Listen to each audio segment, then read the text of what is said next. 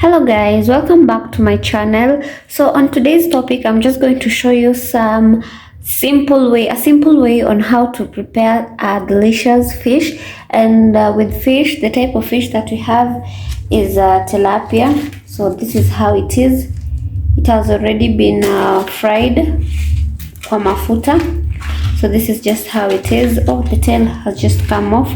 But basically, we're going to prepare these two types of fish, and with the types of ingredients that I'm going to use, I'm just going to use some simple ingredients, the basic ones. And these ones, I'm going to use my chopped onions, which I've already chopped, and some shredded tomatoes. So basically I'm just going to use these two, the onions and the tomatoes. So let's get cooking.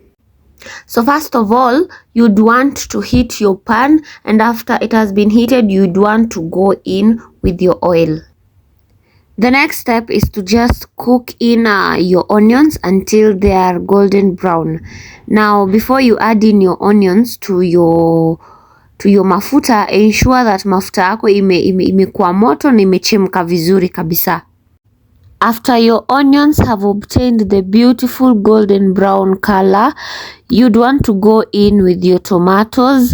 So venye unavyoona naongezea tu tomatoes zenye nilikata huko mbeleni kwa kitungu changu, alafu you just mix well, una mix tu hadi zishikane vizuri.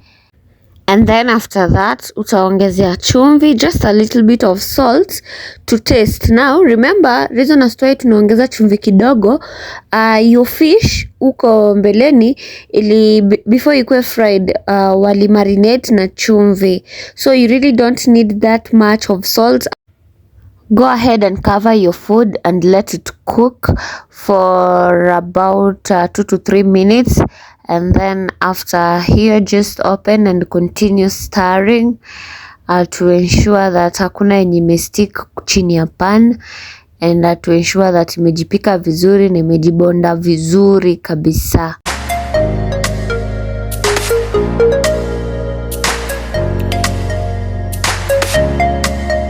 Go ahead and add in some water. After that, just mix it very well and then allow it to boil.